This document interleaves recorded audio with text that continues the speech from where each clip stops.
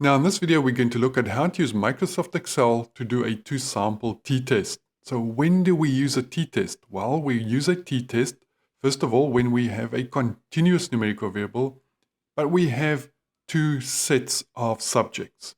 Maybe we have intervention group A and intervention group B.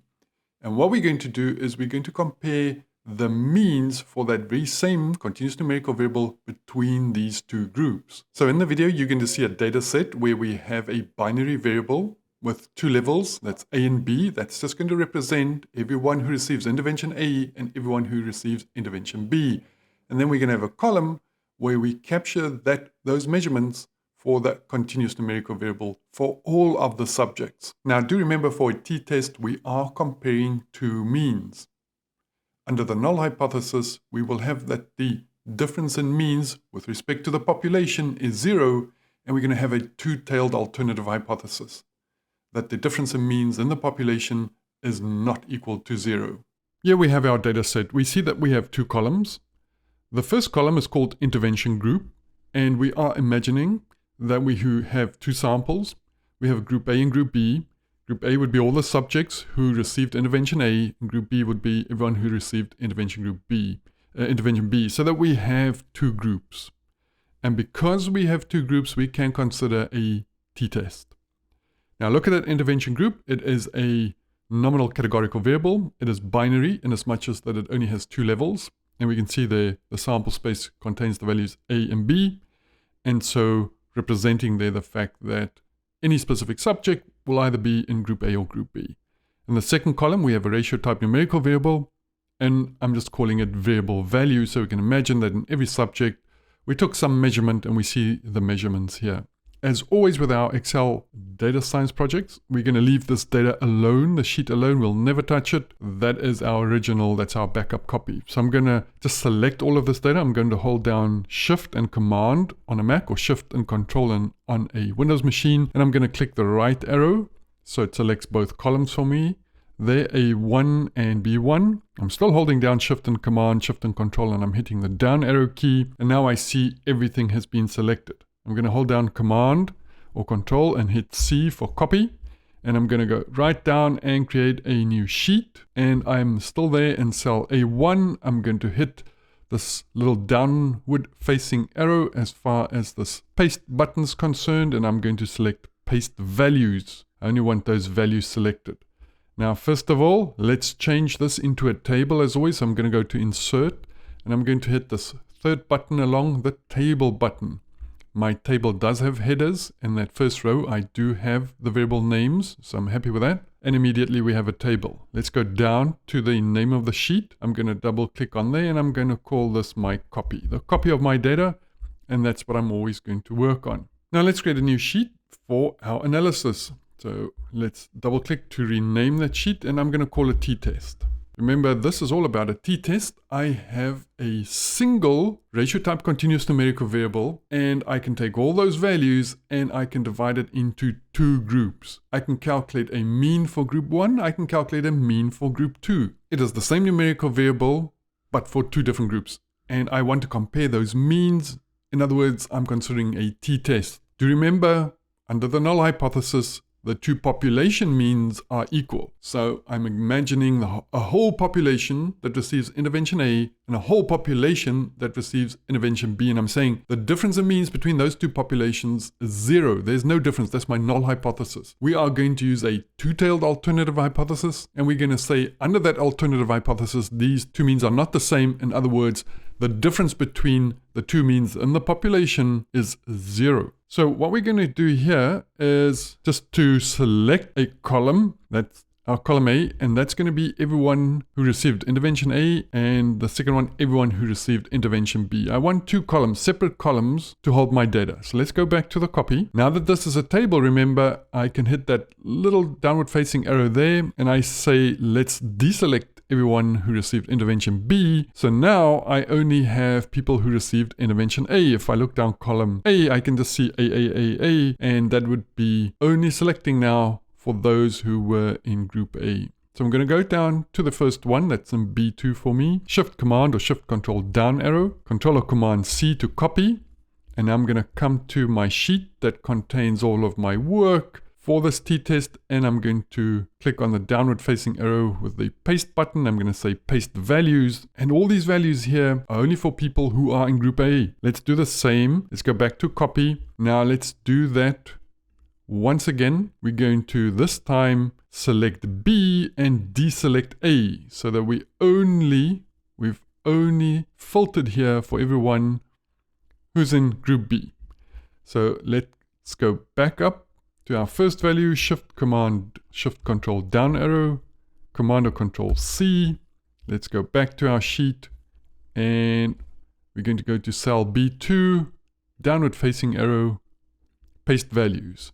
So if we look down, we can see there were more subjects that received intervention B than intervention A. That does not matter if we look at our row values. That's 44 there and 53 there. In other words, we do have 43 subjects in group A and we have 52 subjects in group B. For a t-test, one of the assumptions would be that I need at least 30 subjects, 30 or more, in each of my two groups. 30 or more in each of my two groups, and I do have that here, no problem whatsoever.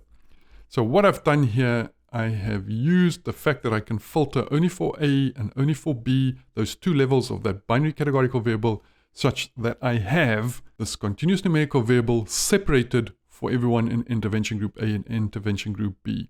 So can we do any analysis? Yes, we can. Now remember, the first thing that we want to do is always descriptive statistics. We would also like to do some data visualization. Now, I will always maintain that the data visualization of Excel is way behind what we can do in languages such as Python, but at least we can do a little something. And what you can do is just to click and make sure that we're in any one of these cells, and right on the right hand side under my home banner we see analyze data, and we can see Excel is going to come up with a few things. We see this attempt at a histogram. It's not the best, but let's insert them. There's for frequency of A and frequency of B, so they're right on top of each other. So what you'll have to do is just to drag it like so.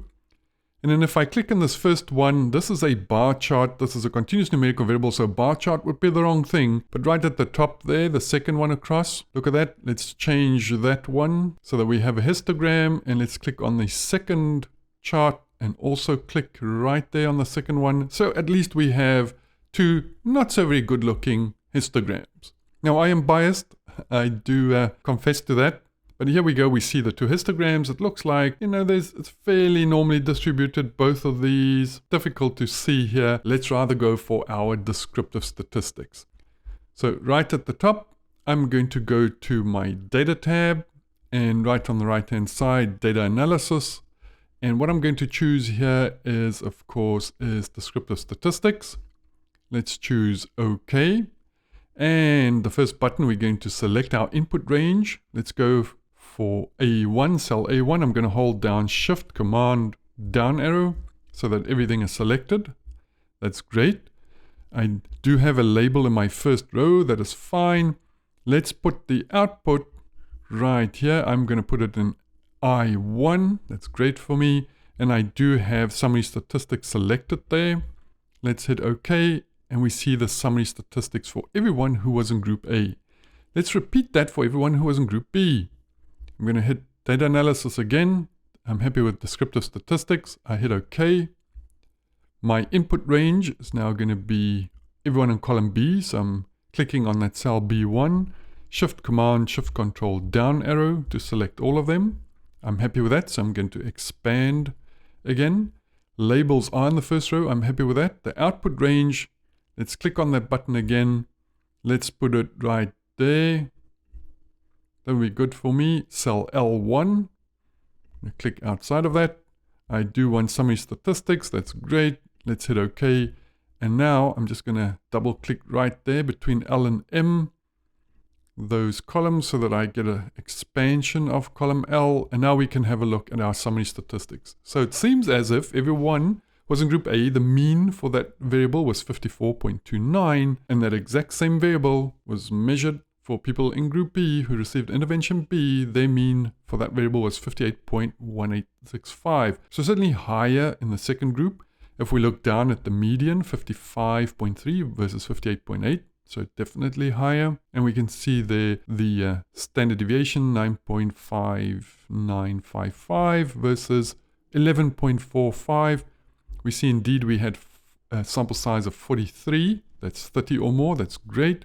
And 52 for intervention group B. That is indeed 30 or more. I can consider doing a t-test comparing two means. Now let's just remind ourselves once again, under a null hypothesis, I would have that the difference in means is 0. And it's not 0, I mean it's 54.3 if I round and to one decimal place, and 58.2, there is a difference. How big is that difference? I want to express that in units of standard error. And now remember, to calculate that standard error is quite involved for these two. I have to make use of the pooled standard deviation. Not to worry here, Excel is going to do all of that for us. But do remember, under my null hypothesis, the difference in the means is 0. And by that I mean the population means mu in population who would receive intervention A, and mu, the mean in the population who would receive intervention B. If I subtract those two means, under the null hypothesis, that should be 0. Alternative hypothesis, two-tailed, I'm just saying the difference is not 0. Let's do the test.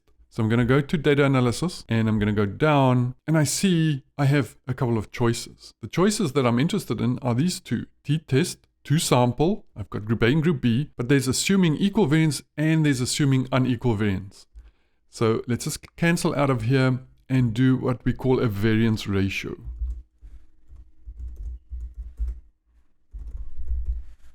Now in my lab, we'll usually use a statistical test such as a Levene's test, which also has a null and alternative hypothesis. But here we can keep things easy in Excel. We can just compare the two variances. So I'm going to hit equal, and I'm going to take the first one. There's my sample variance, 92, divided by the sample variance in group B. And I'm going to hit enter, and I can see a value of 0.7. That's just the ratio of the two variances. And if it's between a half and 2, I'm going to assume equal variances. But if it is a half or less, or 2 or more, I'm going to say unequal variances. Yeah, I have a value of 0.7. That is definitely on this interval between half and 2, 1/2 and 2. So I'm really going to go for an equal variance t-test. So let's go back to data analysis. And if I scroll all the way down, look at that, I have a two-sample assuming equal variances. That's the one I'm going to go for. So let's click OK. So do remember, if it was outside of this interval, you would have chosen the unequal variance t-test. So let's select everyone who was in group A. Again, I'm just going to go right to the top, Shift Command down arrow. That would be everyone in group A. Let's expand again.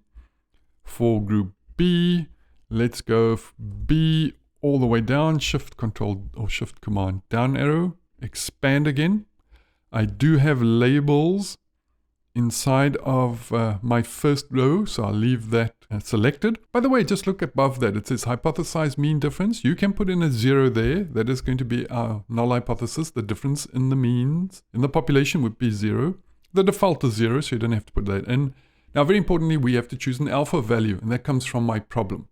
That is our type 1 error rate, our willingness to falsely reject the null hypothesis given that it is true. And usually we set an alpha value of 0.05. Sometimes we'll choose 0.01 for the majority of cases, though we can choose 0.05. There's our output range. Let's put our solution right there. I'm happy with that. That's an I-19 for me. And that's all I need. Let's click OK, and we see all the hard work done for us. Again, we'll see the means. I'm comparing 54.3 to 58.2. Let's go down. We see 93 degrees of freedom. And now we just have to concentrate on a couple of things. We are not interested in the two one-tail results that we can see there. We are interested in the two-tailed results. Our alternative hypothesis was a two-tailed alternative hypothesis, and what we can see is a p-value of 0.079. That is most definitely larger than our alpha value, which is 0.05. And if we have a value for p that is not smaller than 0.05, in other words 0.05 or bigger, we fail to reject the null hypothesis. In actual fact, there we see our critical t value, that's at 1.9858, and if we look at our statistic, we see it's negative 1.79. Because we have a two-tailed alternative hypothesis, we do think of this critical value as being not only the positive 1.9, but also negative 1.9, I should say 1.985 or negative 1.985. And definitely this t-statistic is within those two bounds. It has not gone beyond the critical value. And that's another way to see that we failed to reject the null hypothesis. Important though, that p-value there, 0.079, is larger than, equal to, or larger than 0.05, and that means we failed to reject the null hypothesis. So by the test that we have here, we would say there is not enough evidence at the 5% level of significance to show that there's a difference in the population means. So it seems as if no matter whether you use intervention A or intervention B, there is not going to be a difference, at least as far as the means are concerned, for this continuous numerical variable.